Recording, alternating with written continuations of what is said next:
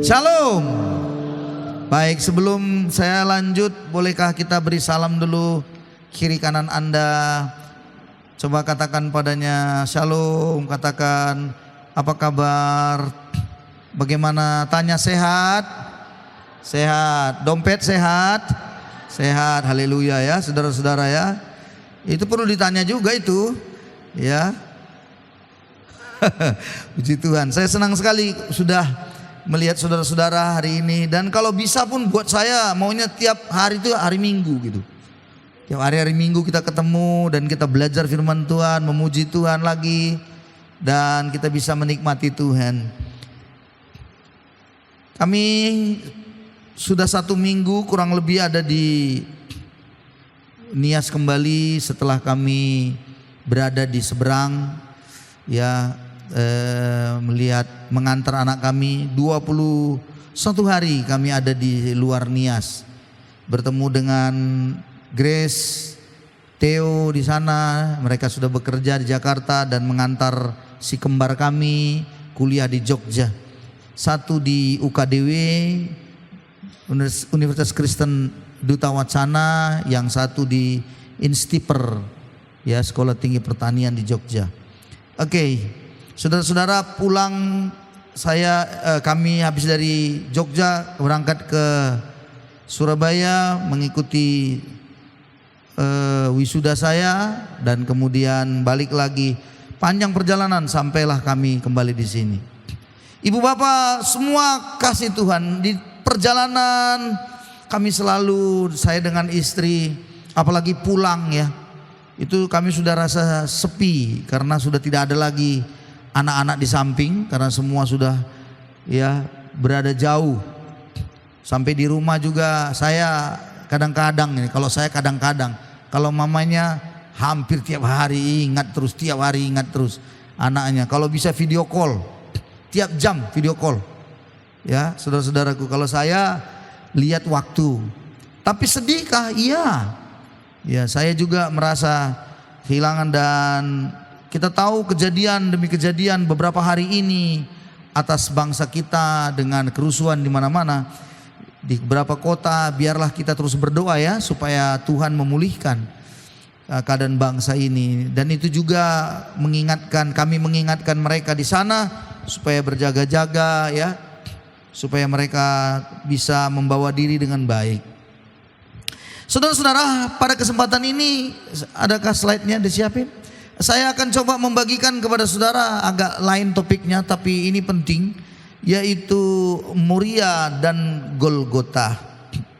Kita akan melihat pelajaran ini dengan Anda siapkan catatan Anda, siapkan pulpen Anda, siapkan handphone Anda kalau bawa handphone, dan matikan dulu, jangan pakai internetnya, pakai mode pesawat buat ya supaya mati.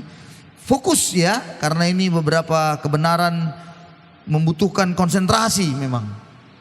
Saudara-saudara, Moria dan Golgota ini adalah suatu pesan yang teramat penting bagi kita dari historisnya, dari sejarahnya, dan juga kalau ditinjau dari arkeologinya, katanya digali begitu rupa, dan terlebih secara teologisnya. Ini penting sekali untuk kita mengerti. Di dalam kitab Kejadian pasal 22, itulah bermula kalau kita tahu tentang Moria. Kita harus melihat ini dalam konteks keselamatan yang Tuhan janjikan. Bahwa pada waktu manusia jatuh ke dalam dosa, saudara-saudaraku, manusia jatuh ke dalam dosa, dan kemudian Tuhan sudah berkata dalam Kejadian 3, nanti Anda baca lihat ayat 15, bahwa keturunan daripada ular, ada permusuhan dibuat Tuhan yang melakukan permusuhan itu, keturunan ular dan keturunan perempuan. Keturunan perempuan itu akan mengeremukkan kepala si ular, dan keturunan ular akan meremukkan tumitnya. Tadi pagi saya sudah menjelaskan itu semua, dan penggenapannya itu yang disebut dengan, dalam bahasa teologi sering dipakai sebut dengan proto evangelion. Proto artinya Pertama, evangelion artinya kabar baik. Jadi di dalam penghukuman Tuhan, di dalam kutuk yang diberikan Tuhan, dalam kitab Kejadian pasal 3 ada secercah harapan, kabar baik, yaitu akan ada nanti keturunan perempuan meremukkan kepala si ular. Dan itu terus berjalan secara historisnya, terus proses waktu demi waktu terus menunggu penggenapannya. Dan Kejadian 22, timbalah saatnya Tuhan memilih Abraham untuk dia menyerahkan anaknya.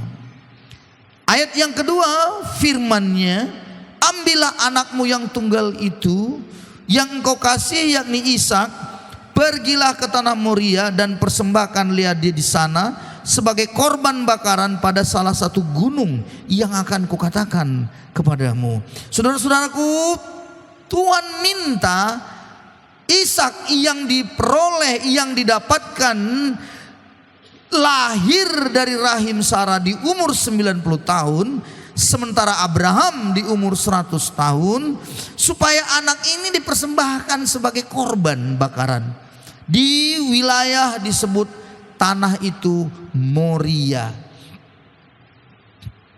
Lalu Abraham pun pergi, dia beriman walaupun dibunuh nanti anakku ini. Dia punya iman dalam Ibrani 11 ayat 17 sampai 19. Dia percaya Tuhan mampu membangkitkan seorang yang mati pun. Dia mampu, Allah itu berkuasa katanya. Maka dia taat, dia pergi ke atas, dia bawa bujangnya.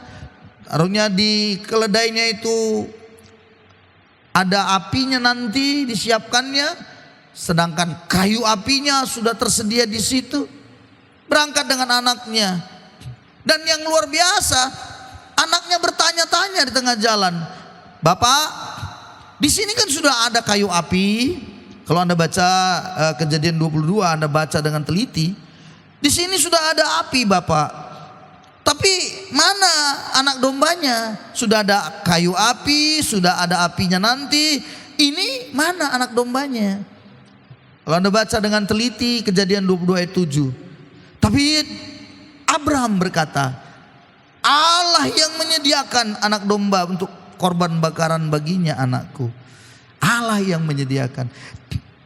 Dan kita tahu kisahnya bagaimana Abraham sudah mengikat Ishak, lalu mengambil pisau, lalu ingin membunuh anak itu. Di situ malaikat datang dan berkata, Abraham, Abraham, jangan kau apa-apakan anak itu, sebab telah ku tahu bahwa engkau takut akan Allah dan kau tidak segan-segan untuk menyerahkan anakmu yang tunggal. Akhirnya Abraham menoleh. Di situ sangkut seekor domba jantan. Bagaimana bisa sangkut domba jantan itu? Ya kan? Lalu Abraham mengambil domba itu, lalu itulah jadi penggantinya, pengganti Ishak. Anda harus mengerti, ini pesan yang harus dimengerti oleh umat Tuhan. Kalau proto evangelion tadi Kejadian 3:15, itu orang Yahudi itu tidak mengerti. Mereka cuman berpikir ya itu penghukuman dari Tuhan, dosa dilakukan, melanggar ya dihukum, hanya sebatas itu. Dia tidak menangkap bahwa ada sesuatu yang besar di situ yang Tuhan sedang sampaikan kabar baik. Orang-orang Yahudi sampai hari ini nggak mengerti. Dan kemudian saudaraku, waktu setelah dipersembahkan anak domba itu oleh Abraham, dan dia pun mengatakan sesuatu yang penting lagi. Ayat 14, Kejadian 22 ayat 14 berkata, Abraham menamai tempat itu. Perhatikan baik-baik. Abraham menamai tempat itu Tuhan menyediakan. Perhatikan baik-baik. Moria di situ disebutkan Tuhan menyediakan. Tuhan menyediakan, luar biasa. Ini pengertian yang sangat penting. Bahasa yang sering digunakan dikatakan sebagai the messianic blessing. mesianik. Ayat yang selanjutnya bilang di situ, keturunanmu oleh keturunanmu nanti katanya seluruh bangsa di bumi akan mendapat berkat. Ini the messianic blessing. Bagaimana nanti bangsa-bangsa akan diberkati oleh keturunan daripada Abraham. Ayat 18. Halo, dikatakan bukan keturunan-keturunanmu, tapi keturunanmu, satu, tunggal. Bukan keturunan-keturunan, tapi keturunanmu. Jadi ada nanti satu yang karena orang itu semua bangsa dapat berkatnya. Wih.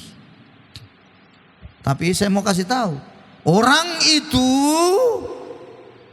bahasanya diberitahu oleh yang diberitahu oleh Abraham adalah Tuhan yang menyediakan. Jadi keturunan itu nanti bukan manusia yang menyediakan. Keturunan itu nanti Tuhan yang menyediakan. Kita suka pakai Jehovah Jireh. Wah, itu kan gereja-gereja pakai. Salahkah? Enggak. Bagus itu, benar itu. Jehovah Jireh. Tapi dalam pikiran banyak orang, selalu kalau bicara Jehovah Jireh, pikirannya cuma berkat.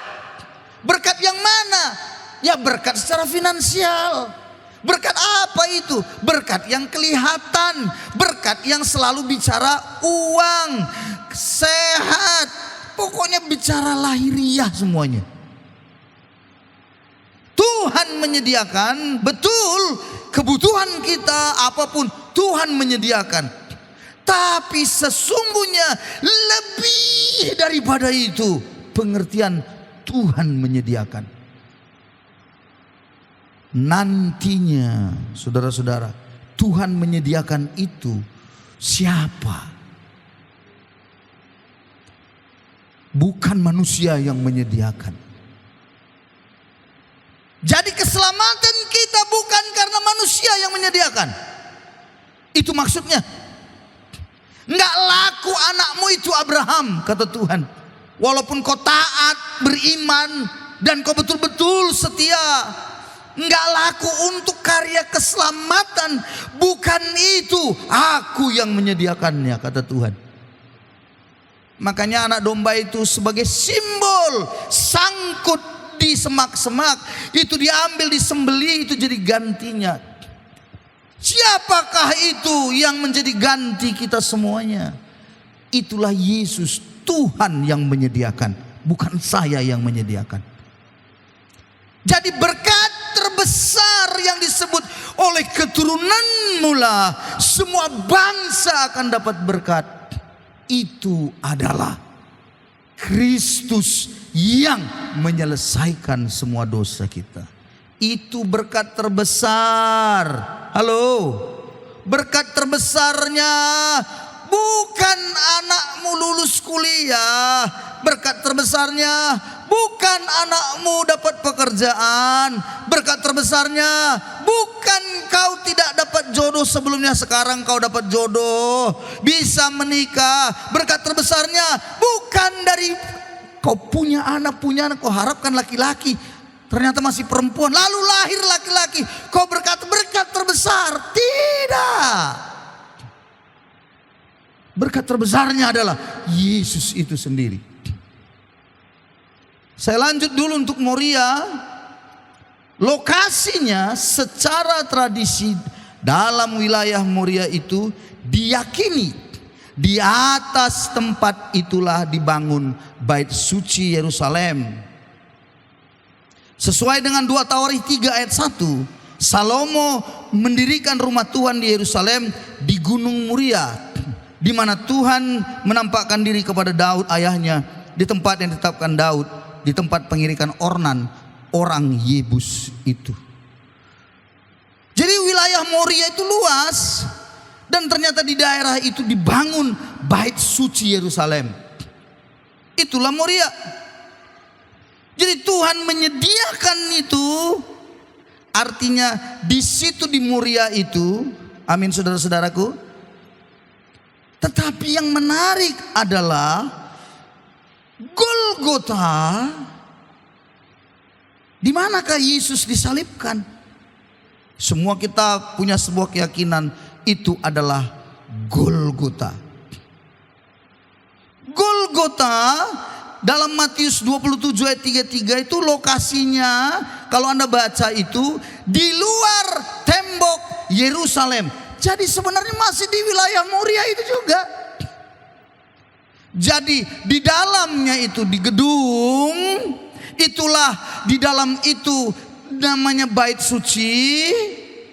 Tapi Yesus dijadikan korban untuk kita semua di luar tembok Yerusalem. Di luar. Apa itu maksudnya? Mengapa di luar? Kenapa enggak di dalam Yerusalem aja Yesus itu dibunuh? Dalam kitab Imamat orang Yahudi, orang Israel, dan langsung kita lihat Ibrani 13 dalam penggenapannya, disebutkan ayat 11-12, tubuh binatang-binatang yang darahnya dibawa masuk ke tempat kudus oleh imam besar sebagai korban penghapus dosa, itu dibakar di luar perkemahan. Itu syaratnya begitu.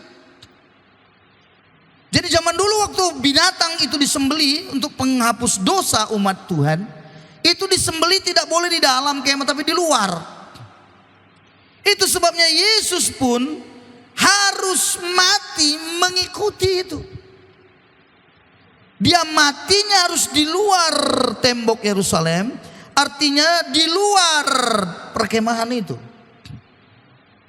Jadi saudara-saudara, Yesus sedang menggenapi apa yang tertulis dalam kitab-kitab perjanjian lama.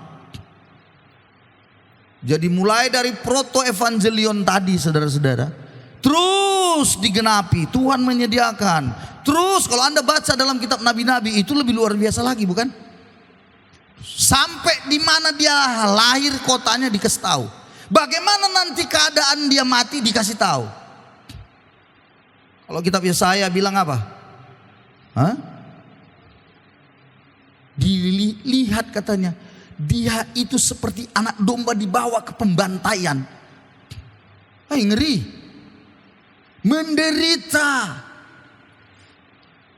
Bagi kita dia tidak masuk hitungan, tapi itu luar biasa. Penyakit kita lah ditanggungnya. Ya saya mengungkapkan itu. Nabi Mika bilang apa lagi? Hai kau Betlehem Efrata, kau bukanlah kota yang terkecil dari antara segala bangsa. Betlehem tempatnya, di situ dia lahir. Dan itu semua nubuatan dari mulai awal terus. Ingat ya, Alkitab ini, ini bukan bicara hanya sejarah, tapi ini berbicara tentang sesuatu yang terjadi bagi setiap manusia. Apa yang terjadi dahulu dan terus sekarang ini dan sampai nanti. Nggak ada loh kitab yang selengkap ini, nggak ada. Anda cek dan secara arkeologinya Anda bisa cek, dibuktikan semuanya. Contoh, Christopus Columbus mengelilingi dunia. Dia baru tahu di abad yang ke-16 bahwa bumi ini bulat. Abad 16 Masehi. Tapi Nabi Yesaya 700-800 tahun sebelum Yesus lahir sudah mengatakan bumi ini bulat. Banyak sekali saudara-saudara. Konsepnya itu kita belajar tenang, sampai apalagi masalah kesehatan, jangan ditanya. Makanan-makanan itu semuanya ditulis. Untuk apa? Supaya umat Tuhan itu semua sehat-sehat. Jadi saudaraku, sekali lagi, di luar tembok Yerusalem, disitulah Golgota. Disebutkan tempat itu Golgota, artinya Bukit Tengkorak. Anda bisa baca di Markus 15:22, Anda bisa baca Yohanes 19:17. Nah kalau begitu, apa maksudnya lagi kalau kita buat, ini langsung aja saya langsung buat perbedaannya untuk kita bisa mengamati dengan baik. Moria itu berarti di dalamnya itu bait suci, dan Golgota. Oke, kita lihat langsung. Yang pertama, Moria adalah bayang-bayang keselamatan, sedangkan Golgota penggenapan keselamatan itu ada di sana. Moria itu untuk orang Yahudi, bait suci di dalam terus. Orang Yahudi ini kan sombongnya setengah mati, merasa umat pilihan Tuhan, mereka sajalah yang paling benar di dunia ini karena mereka dipilih Tuhan. Ternyata Golgota untuk segala suku bangsa. Di luar tembok Yerusalem itu untuk segala bangsa, tapi di dalam yang namanya Yerusalem, di dalam yang kota Yerusalem, di dalam yang namanya bait suci yang ada di Yerusalem, itu hanya untuk satu suku bangsa, atau katakanlah dulu hanya untuk satu bangsa, Israel itu sendiri. Dan Moria, sistem pengorbanan di dalam ritualnya, semuanya itu ditetapkan di bawah hukum Taurat. Semuanya dengan konsep Musa yang dulu membawa mereka dari Mesir. Tapi Golgota berbicara penebusan dari kutuk hukum Taurat itu sendiri. Ditebusnya kita, halo, ditebusnya Golgota, di sana Yesus mati menyelesaikan semuanya pelanggaran dosa kita itu. Luar biasa. Dan Moria itu berbicara agamawi, sedangkan Golgota berbicara kasih karunia. Bait suci atau Moria berpusat sistemnya itu pada bait suci, sistem Musa memang. Tapi Golgota pusatnya pada Kristus Tuhan kita. Itulah sebabnya, dengarkan baik, kemerdekaan yang sesungguhnya kita bisa peroleh. Kalau kau sungguh-sungguh merdeka, Kristuslah yang memerdekakan engkau, bukan yang lain. Amin. Kalau Anda mengerti konsep ini, Golgota, maka sebenarnya dengarkan saya, penting ini. Cara berpikir kita nih ya. Kalau kita percaya bahwa Golgota itu untuk saya, Anda bisa lihat semuanya yang tadi Golgota, penggenapan keselamatan buat saya di situ. Untuk suku, untuk saya, bukan lagi hanya untuk orang Israel. Saya sudah ditebus dari kutuk hukum Taurat. Saya beroleh kasih karunia dan hidupku berpusat padanya saja. Ngerti nggak Anda maksudnya semua ini? Anda semua mati masuk neraka sebenarnya, saya juga. Tapi keselamatan digenapi di sana. Dan harusnya suku saya atau saya pribadi, orang yang tidak ada apa-apanya di dunia, karena tadi orang Israel yang hebat-hebat katanya kan. Tapi karena Kristus mati di Golgota, maka apa yang terjadi?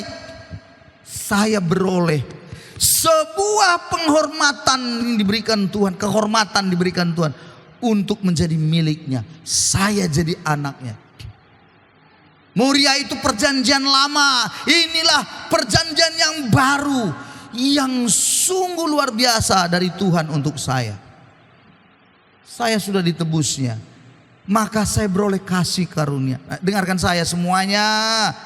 Kalau itu ada dalam pikiran kita, maka seharusnya kita dalam dunia ini tidak lagi menjadi orang yang selalu gelisah tentang apapun. Betul nggak saudara? Mengapa? Karena nyawanya saja diberikan untuk kita di kayu salib sana. Dirinya saja dikorbankannya untuk saya. Masakan saya ini tidak ditolongnya, nggak mungkin. Itu konsepnya gitu harus. Jadi walaupun Anda berdoa, lagu kita tadi bilang, walaupun gunung itu tak berpindah, maksudnya gunung itu masalah, nggak menyingkir-nyingkir dari saya, nggak mungkin. Rasanya susah, pikiran saya bilang kayak nggak bisa. Tapi aku percaya Yesus sudah mati buat saya, nyawanya diberikan untukku. Mana mungkin dia tidak akan tolong saya. Itu iman kita. Halo ibu bapak. Sakit engkau. Dokter bilang aneh-aneh mungkin. Ya dokter kan hasilnya begitu memang. Hasil dari cek semuanya, labor semuanya, parah Anda. Sakit Anda parah, memang parah memang. Nggak bisa disalahkan dokternya, itu ilmunya memang. Tapi sebagai orang yang beriman, Anda harus melihat pada Kristus yang disalib itu. Pusatkan dirimu pada Kristus. Jangan pusatkan dirimu pada masalahmu. Jangan pusatkan dirimu pada sakit penyakitmu. Jangan pusatkan dirimu kepada semua kesusahan kesulitanmu. Pusatkan pada Kristus. Lihat dan tatap dia di sana dengan mata imanmu. Yesus sudah mati untuk saya. Tak mungkin dia tidak akan tolong saya. Itulah dia. Kalau engkau berjalan seperti itu, walaupun mungkin saja mati juganya kita, ya, matinya kita itu mungkin saja kita udah berobat mungkin ya percaya tapi mati juga. Tapi menurut saya Anda mati secara terhormat. Jangan seperti ada orang kata dokter begini susah, dia cari obat-obat lain. Oh ya, katanya apa? Ada obat-obat lain, obat alternatif. Apa obat alternatif? Berobat kampung. Bagaimana caranya berobat kampung? Nanti diurut sama orang kampung itu dan nanti keluarlah batu-batu kerikil kecil. Bodoh-bodoh. Bilang dulu kiri kanannya, bodoh-bodoh, bilang dulu. Percaya. Mati juga, mati. Tapi saya beritahu, Anda mati tidak terhormat. Mati Anda sia-sia, menyedihkan hidup Anda matinya gitu. Harusnya Anda mati terhormat. Amin ya. Biar bagaimanapun Yesus. Sekali Yesus tetap. Keren itu. Tapi Anda tahu kenapa bisa begitu? Jawabannya karena kita melihat Golgota itu. Amin saudara-saudara. Amin. Yesus yang menyatakan langsung. Yohanes 6. Kita lihat Yohanes 6 dengan cepat. Yohanes 6. Yesus yang menyatakan langsung, dia memperkenalkan dirinya sebagai Tuhan yang menyediakan itu tadi. Yohanes 6 ayat yang ke-38. Waktu itu orang Israel, waktu itu orang-orang Yahudi berbicara tentang roti yang datangnya, yang datang dari surga, diberikan mana oleh Tuhan katanya. Oh, mereka bangga menceritakan bagaimana karya Tuhan di bawah kepemimpinan Musa. Lapar, mereka nggak punya apa. Ada roti dikasih Tuhan. Dan Yesus bilang, roti yang kau makan nenek moyangmu itu di padang gurun yang namanya mana itu adalah roti yang disediakan dari Allah. Dan dia memberikan engkau makan kau hidup. Dan Yesus pun mengatakannya dengan terus terang, akulah roti hidup itu. Semua bilang, apa pula kau roti hidup? Sama dengan mana yang turun kepada mereka. Yesus bilang, ayat yang ke-38, akulah itu yang telah turun dari sorga, bukan untuk melakukan kehendakku, bukan, tapi untuk melakukan kehendak Dia yang mengutus aku. Oh saudara-saudaraku, Tuhan beritahu dirinya, ini akulah Dia itu yang telah turun dari sorga, bukan untuk melakukan kehendakku. Nah ini orang-orang gak ngerti ini. Orang luar sana bilang, mosok disembah-sembah mereka manusia yang dijadikannya Tuhan. Bodoh itu katanya. Sebenarnya bukan itu, mereka yang goblok gak ngerti. Manusia bisa jadi Tuhan? Gak bisa. Mau jungkir balikkan pun gak mungkin manusia jadi Tuhan. Yang bisa Tuhan jadi manusia. Bisa? Bisa karena Allah Maha Kuasa. Jadi Tuhan turun, Allah Sang Firman itu turun menjadi manusia. Dia menjadi daging, bisa diraba, bisa dilihat. Wih keren. Dan dia datang melakukan kehendak Bapa di surga, bukan melakukan kehendaknya. Apa kehendak daripada Bapa? Proto Evangelium tadi berkata bahwa ular akan memagut tumit keturunan perempuan itu. Artinya dia harus menderita, dia harus mati. Kalau kehendak dirinya sendiri, kehendak Yesus, gak mau dia sebenarnya kehendak dirinya itu, dagingnya. Tapi karena kehendak Bapa, dia memang harus mati. Dia menyerahkan nyawanya di sana. Maka saudara-saudara, karena Yesus memperkenalkan dirinya langsung, akulah turun yang dari surga. Orang Yahudi mencap ini menghujat Allah. Berarti dia ini menyamakan dirinya dengan Allah. Ini harus dihukum, ini harus dibunuh, ini harus disalibkan. Ini sudah menjadi kutuk, terkutuklah ini orang ini. Dan disitulah mereka berencana dengan sekuat tenaga bagaimana supaya Yesus ini memang harus mati dengan cara terkutuk itu. Dan matinya karena menurut konsep Yahudi, orang yang bersalah darahnya tertumpah. Di situ kalau darah tertumpah, najislah tempat itu.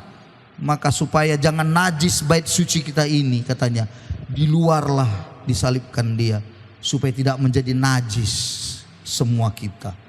Saudara-saudaraku, Yesus menerimanya. Dia di luar tembok Yerusalem, dia memberikan nyawanya untuk kita. Kalau begitu, saudara-saudara, Yesus sekali lagi yang matinya di luar tembok Yerusalem itu bukanlah karena nasib malangnya. Amin, saudara. Bukan karena malang orang Yahudi, orang Romawi, apalagi orang Yahudi bilang mengejek, malang kali nasibmu. Kau bilang kau bisa mencelikkan mata yang buta, membangkitkan orang mati. Sekarang turunkanlah dirimu dari salib itu. Mereka anggap Yesus itu adalah manusia paling malang karena dia disalibkan dengan cara itu. Tapi sesungguhnya itu adalah bagian integral dari rencana penebusan yang Allah sudah rencanakan dari dahulu untuk kita. Saudara-saudara, kalau begitu, ayat Galatia 5 ayat yang ke-13. Saya akan akhiri. Saudara-saudara, Rasul Paulus mengingatkan kepada jemaat di Galatia. Setelah tadi Galatia 5 ayat 1, dia berkata, sungguh-sungguh merdeka. Kalau kau mau supaya kita sungguh merdeka, Yesus yang memerdekakan kita. Karena itu jangan lagi kau dikenakan kuk perhambaan. Itu Galatia 5 ayat 1, ayat hafalan kita. Tapi dengar baik, ayat 13-nya. Setelah engkau dimerdekakan oleh Kristus dan engkau berdiri teguh, kata Paulus, jangan lagi kau dikenakan kuk perhambaan. Tahu kuk perhambaan? Kuk perhambaan itu, ini kuk ada beban yang dikasih, jadi kayak berat lagi bagi kita. Padahal kita sudah merdeka. Apa kuk perhambaan? Di dalam kitab Galatia ini, kuk perhambaan yang diberikan oleh gereja pada waktu itu adalah sesuatu yang harus dikerjakan sesuai hukum Taurat lagi. Padahal tadi sudah selesai, hukum Taurat sudah selesai. Apa itu? Di dalam jemaat Galatia banyak orang percaya yang berasal dari berbagai suku, tapi juga ada yang berasal dari orang Yahudi itu sendiri. Karena dia orang Yahudi, dia masih memegang konsep keyahudiannya untuk keselamatan. Apa konsep keyahudian itu keselamatan? Satu yang terpenting bagi orang Yahudi adalah disunat. Sehingga mereka berkata semua orang dalam gereja ini diselamatkan kalau bersunat. Kalau nggak bersunat semuanya neraka. Widih. Maka Paulus bilang jangan lagi kau taruh kuk perhambaan itu. Jangan lagi kau bicara sunat lagi di sini. Keselamatan tidak karena perbuatan baik. Keselamatan tidak karena sunat. Keselamatan bukan karena dia turunan dari mana, tapi keselamatan hanya karena Kristus yang memerdekakan kita semua. Amin, saudaraku. Orang-orang karismatik ada juga yang nambah-nambahin juga kuk perhambaannya sendiri. Apa itu? Contoh. Saudara-saudaraku, di dalam Yesus kita diselamatkan. Amin, katanya semua, ya kan. Oke, itu sebabnya kalau Anda diselamatkan, kalau Anda melanggar perintah Tuhan, Anda akan masuk neraka. Oke. Lalu mulailah masuk. Makanya bayar perpuluhan. Kalau tidak bayar perpuluhan, neraka. Sampai begitu tuh, saudara. Harus ikut doa semalaman. Ada doa puasa harus ikut. Kalau tidak ada ikut doa puasa, tidak ikut doa semalaman, neraka. Sampai begitu. Itu namanya perhambaan. Kita diselamatkan karena apa? Kasih karunia tadi kan, Golgota tadi kan. Amin, saudara-saudaraku.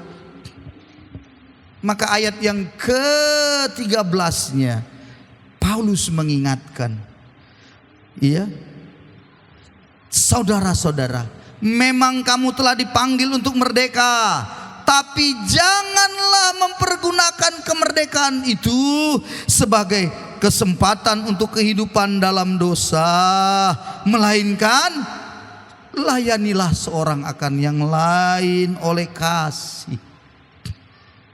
Jadi rupa-rupanya kalau Anda dan saya sudah merdeka, yes, jangan lagi gunakan kemerdekaan ini yang udah diberi kesempatan untuk buat dosa lagi. Jangan lagi. Jadi Anda harus tanggap dengan diri Anda. Ini gak boleh. Kenapa? Dosa. Anda harus cepat nangkep. Kan banyak orang katanya sudah diselamatkan. Wih, luar biasa.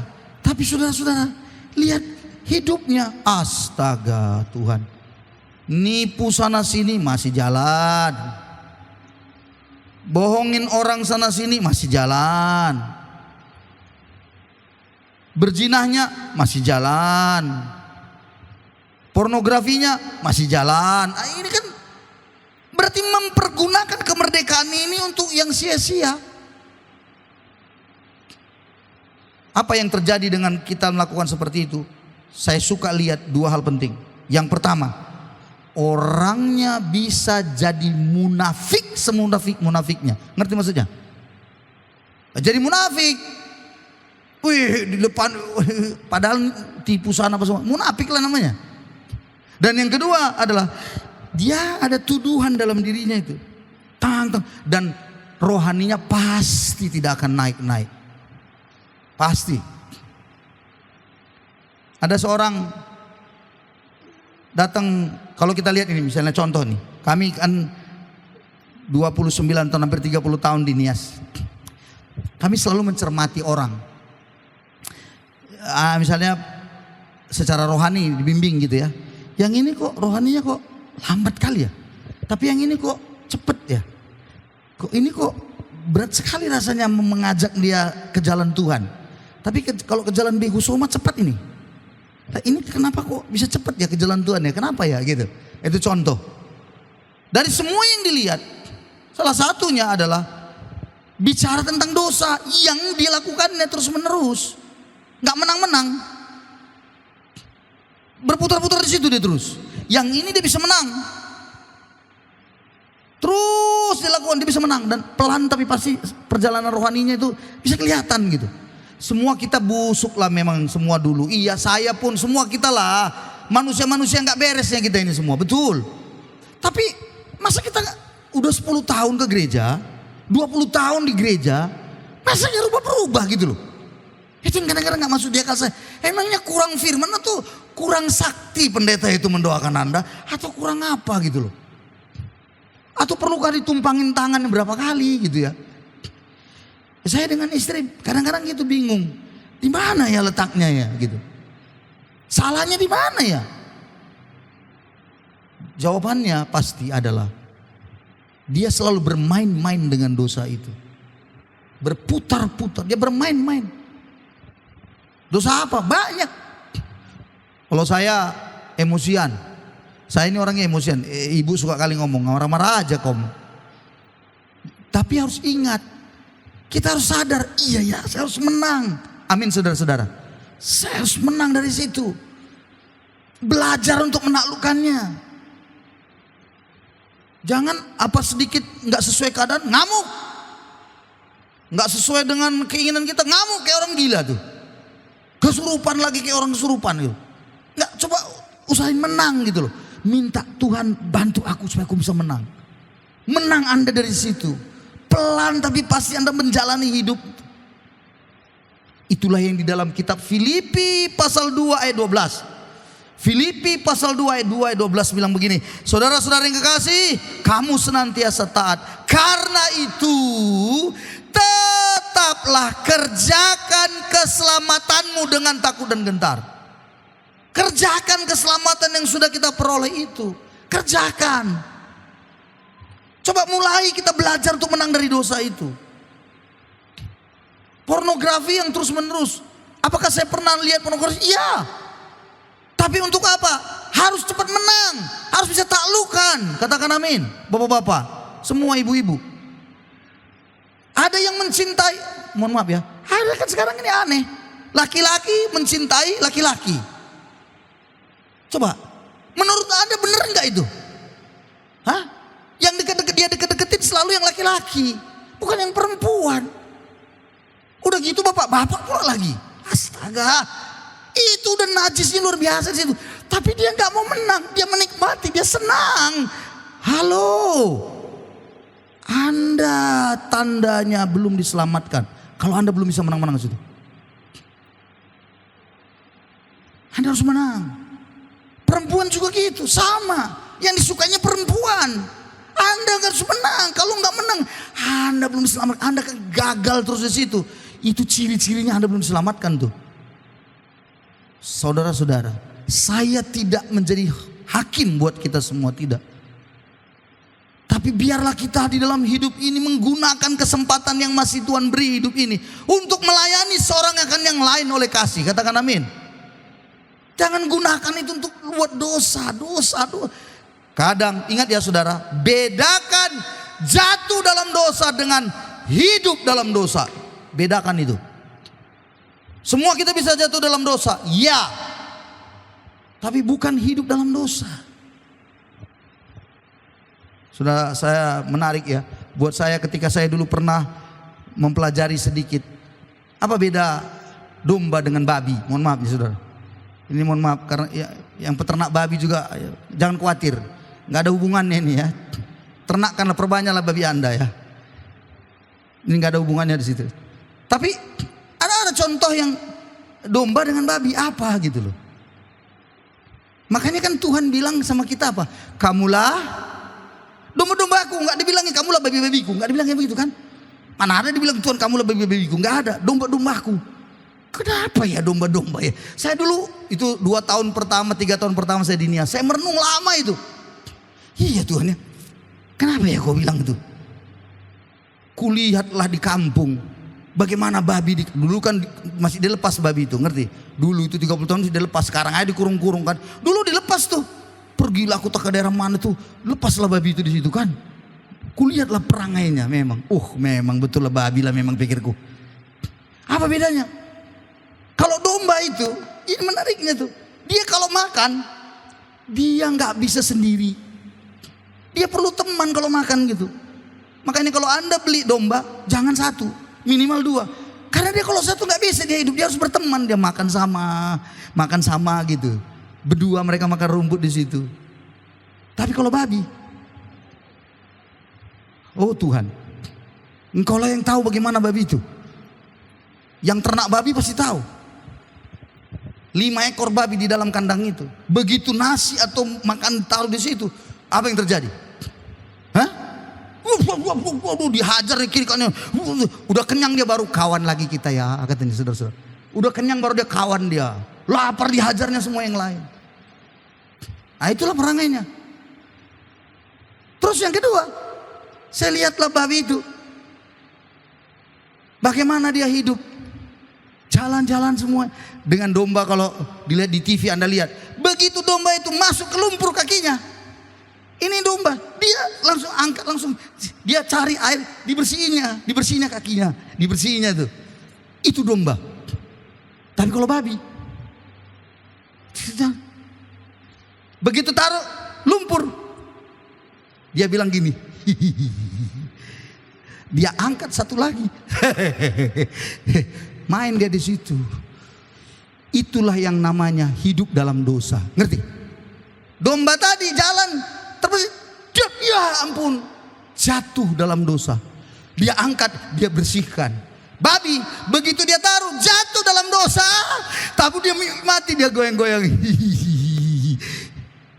Tanya kiri kanannya, kira-kira yang mana kita ini jadi saudara-saudara? Mohon maaf. Orang yang hidup dalam kasih karunia, dia tahu Golgota sudah menyelesaikan dosaku. Dia akan gunakan kesempatan untuk tidak lagi melakukan dosa itu. Kadang-kadang jatuh dia, apa boleh buat?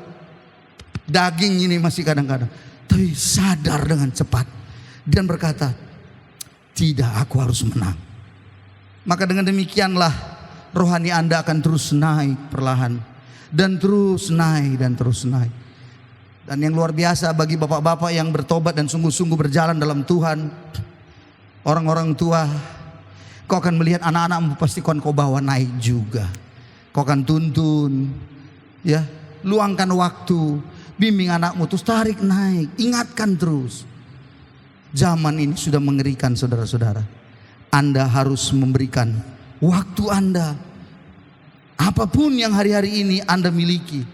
Coba gunakan semuanya untuk mengerjakan keselamatan yang Tuhan sudah beri.